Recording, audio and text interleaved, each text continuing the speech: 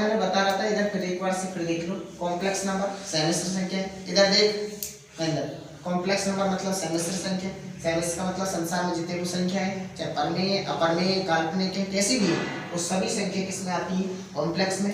Complex number are divided by two types, मतलब complex number को दो भागों में बांटा जाता है। First of all real numbers मतलब वास्तविक संख्या, और सेकंड टाइप होता है इमेजिनरी नंबर्स मतलब काल्पनिक संख्या। जो इमेजिनरी नंबर्स होती है जिनमें जिन संख्याओं में आयोटा होता है उन सभी को अपन क्या कहते हैं? इमेजिनरी नंबर्स मतलब काल्पनिक संख्या। जैसे 3 + 5 आयोटा है मतलब 3 आयोटा 5 आयोटा, आयोटा जहाँ पर लग गया वो सभी क्या होती है? काल्पनिक संख्या। और दूसरा टाइप होता है रियल नंबर्स। और रियल नंबर्स किसे कहते हैं? रियल नंबर्स ऐसी संख्या जिसमें रैशनल और कौन सा? इररेशनल। मतलब real numbers are divided by two types, rational and irrational. तो रैशनल का मतलब होता है परिमेय संख्या और इररेशनल का मतलब होता है अपरिमेय संख्या। परिमेय संख्या की परिभाषा whose the number is represent of p बटा q, तो ऐसे हिंदी में समझ लो, ऐसी संख्या है जो p बटे q के रूप में लिख सकते हैं। ऐसी संख्या जिनको अपन किस रूप में लिख सकते हैं? p बटे q के रूप में। और p एंड q क्या होना चाहिए? पूर्णांक होना चाहिए। And q is not equal to 0 मतलब q का मान 0 के बराबर नहीं होना चाहिए। एक बार whose the represent of p and q, where p and q are integers and q is not equal to 0, that is called of rational number। मतलब इनको अपन कौन सी कहते हैं? परिमेय संख्या कहते हैं, जिनको p बटा q के रूप में लिखें। और जहां पर p और q पूर्णांक होने चाहिए। क्या होने चाहिए? पूर्णांक। और q का मान 0 के बराबर नहीं होना चाहिए। q का मान 0 के बराबर नहीं होना चाहिए। अच्छा, अब p और q पूर्णांक होना चाहिए। पूर्णांक का मतलब समझते हैं? पूर्णांक क्या होती है? पूर्णांक में क्या हो सकती है? प्लस की संख्या हो सकती है और माइनस की संख्या हो सकती है। ठीक है। और q का मान किसके बराबर नहीं होना चाहिए? 0 के बराबर कभी भी नहीं होना चाहिए। ठीक है। दूसरी अपरिमेय संख्या जस्ट इसका अपोजिट है। ऐसी संख्या है जिनको अपन रिप्रेजेंट नहीं कर सकते हैं किसके रूप में? p बटा q के रूप में। ऐसी संख्या जिनको p बटा q के रूप में नहीं लिख सकते हैं उनको अपन कैसी संख्या कहते हैं? अपरिमेय संख्याएं कहते हैं। ठीक है। अब इस प्रश्नावली में अपन आगे बढ़ते हैं। देखो ये रिवीजन है तो थोड़ा थोड़ा ही मिलेगा। अब देखो, अब इसमें आगे बढ़ते हैं। अब इसमें दो प्रकार के सवाल है। पहली प्रश्नावली 1 आएगी तो प्रश्नावली 1.1 जो है उसमें दो प्रकार के सवाल है। एक तो आपसे पूछता है HCF और एक पूछता है LCF। HCF का मतलब होता है हाईएस्ट कॉमन फैक्टर, मतलब ओवेस्ट गुणनखंड देखने आपको हाईएस्ट। और LCM का मतलब होता है लीस्ट कॉमन मल्टीपल, मतलब छोटे छोटे। जैसे कोई भी अब आप अपनी किताब, अगर आप किताब जरूर रखेंगे रिवीजन में, क्या रखेंगे? किताब आपको जरूर होनी चाहिए। अब मुझे आप प्रश्नावली 1.1 में कोई भी ऐसा सवाल आप देख लो जो आप पे नहीं आ रहा हो, किताब अगर है। प्रश्नावली 1.1 पहले सवाल में HCF याद करना। पहले सवाल में ओनली निम्नलिखित संख्या को अभाज्य गुणनखंड के रूप में व्यक्त कीजिए। निम्नलिखित संख्या को किसके रूप में व्यक्त कीजिए? अभाज्य गुणनखंड के रूप में। अब अभाज्य गुणनखंड आप जानते हैं। जैसे मैं एक सवाल कोई भी बता देता हूँ, इसमें से कोई भी सवाल अगर मैं बता दूं, जैसे कि एक सवाल है 5005, इसको अभाज्य गुणनखंड के रूप में व्यक्त करना है। तो कुछ नहीं, सबसे पहले इसमें भाग दो। तो सबसे पहले अभाज्य संख्या 2 है, फिर 3 है, जाएगा नहीं। किसका जाएगा? तो 5 का जाएगा। 5 0 की 0, 5 का 5। अब किसका जाएगा? 7 का देख लो। देखिए 7 का 7, तो 7 का देखिए 3 0 7 चौक 28, 7 का चला जाएगा शायद। तो देखिए 7 का 7, तो 7 का 7, 3 0 बचेगा, तो 3 0 इधर को है नहीं, इधर देखिए 10 में दे रहा हूँ भाग। 7 का 7, तो कितना बचा? 3, फिर 0 उतारा तो 30 हो गया। 30 हो गया तो भाग देंगे 7 चौक 28, 2 तो 7 या 21, ये 7 का भाग चला गया। अब 7 का चला जाएगा क्या दोबारा? 7 का चला जाएगा क्या दोबारा? 7 का चला जाएगा। 7 का 7 नहीं जाएगा, तो किसका जाएगा? फिर 7 से आगे बढ़े हो आप। क्या 9 का जा सकता है क्या? जा सकता है क्या? 63 9 8 72 2 23 नहीं। 19 का देखते हैं जाके। 743 है। 19 का नहीं जाएगा शायद। देखो 5 का गया, 7 का गया, ये गलत लिख दिया मैंने, तब इसलिए नहीं जाएगा। देखो 7 एकम 7 मिस्टेक हो गई। 3 0 7 चौको 28, 28 2 तो 7 या 21। अब देखो 143 का शायद 11 का चला जाएगा।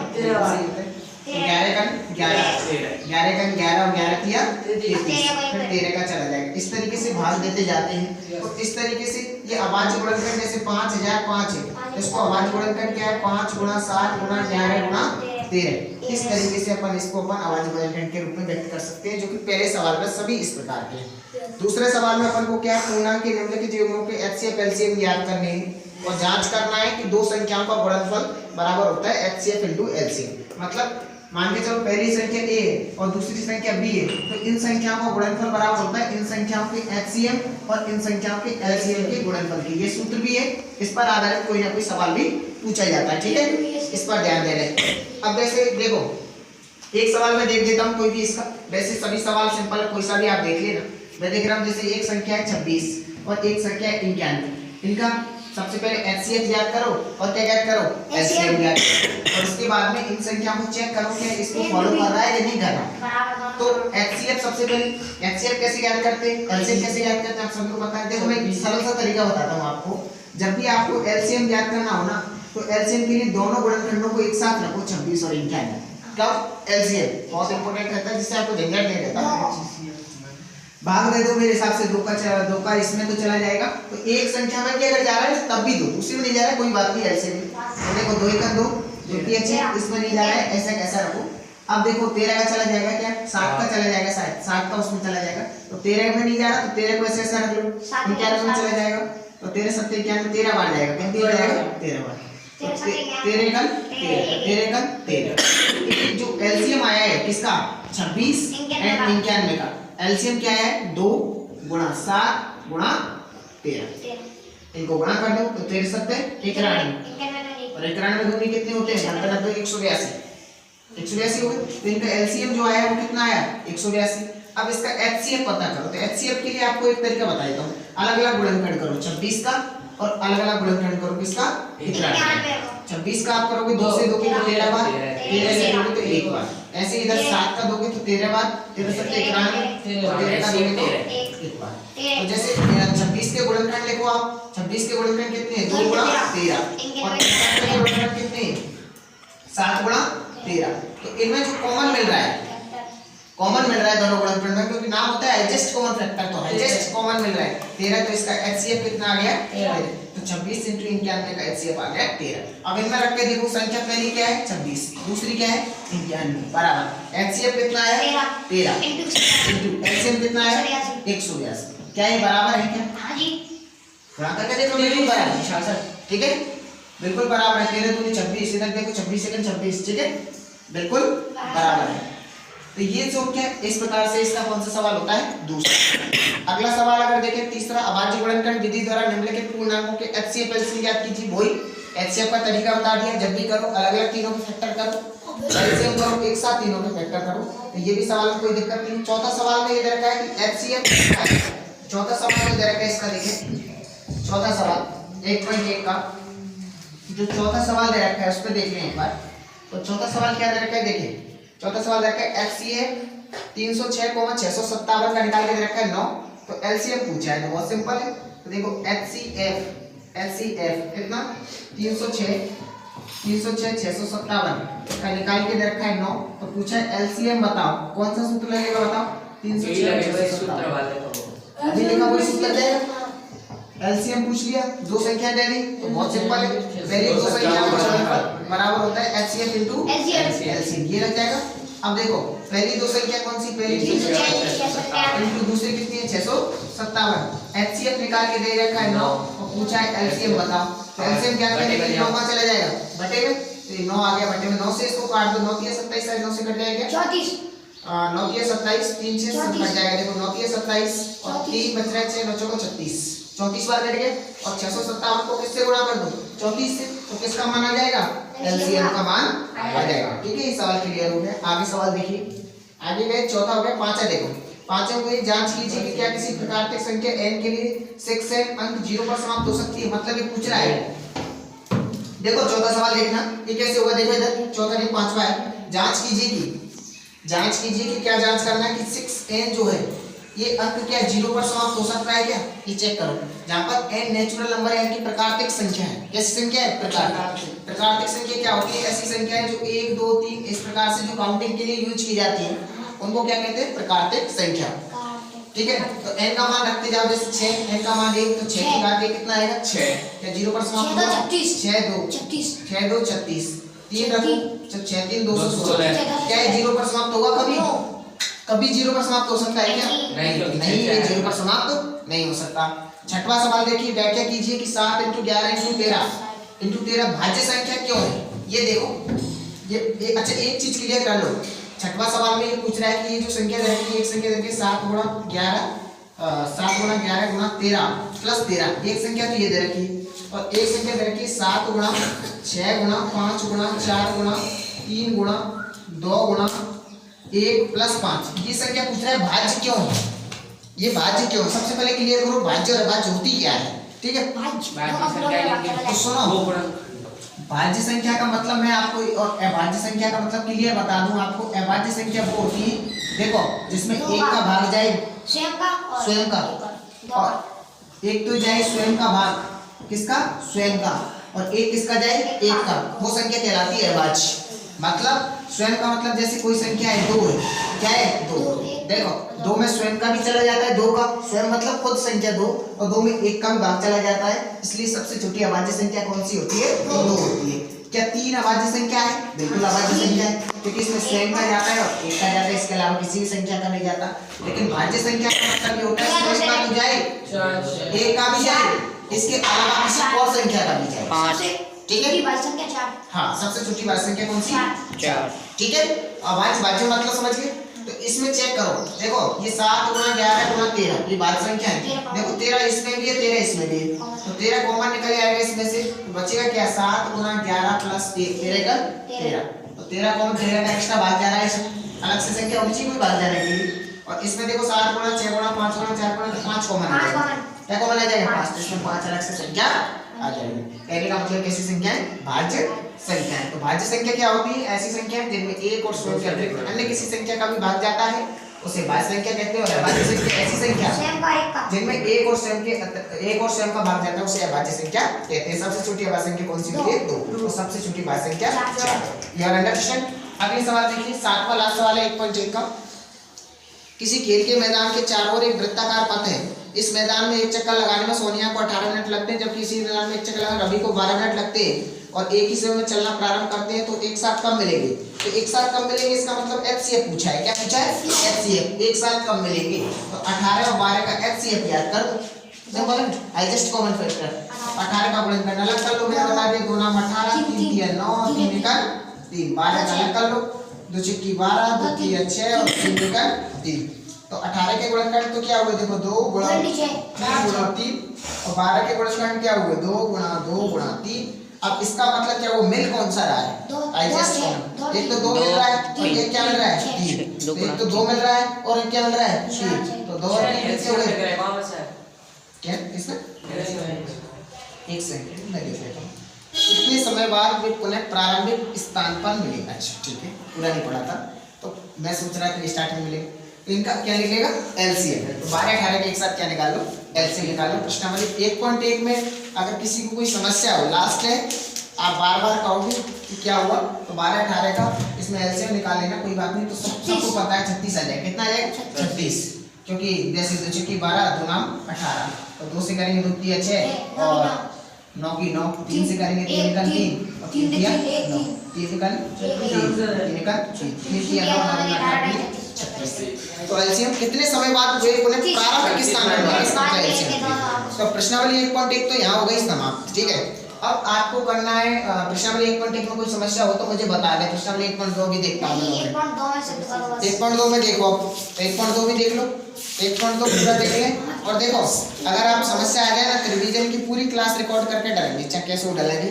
और जब भी आपको समस्या आए तो रिवीजन देख सकते हैं अपन यूट्यूब चैनल पर जाके। ठीक है, कैमरे लेके उंगली वाले सापना मोबाइल से सापना हाथ क्या कैमरा लेके आ जाएंगे। प्रश्नावली 1.2, प्रश्नावली 1.2 में कहा है सुनो, जैसे सिद्ध करना है कोई भी सवाल, इसमें ये सिद्ध करना है कि सिद्ध कीजिए कि रूट 5 एक कैसी संख्या है? इसमें सिद्ध करना है कि अपरिमेय संख्या सिद्ध करो। तो आपको देखो तरीका मैंने बता रखा है। बड़े एक कोई भी सवाल बता देता हूँ, जैसे रूट 5 वाला बता देता हूँ। रूट 5, तो रूट 5 कोई भी सवाल पूछ लो, कोई दिक्कत नहीं। सवाल करने का तरीका क्या है मैंने बता रखा है, रटना नहीं। क्या है? सबसे पहले क्या है कि जैसे इसको सिद्ध करना है, सिद्ध कीजिए कि रूट 5 क्या है? एक अपरिमेय संख्या। तो आप इसका उल्टा मान लो। क्या मान लो?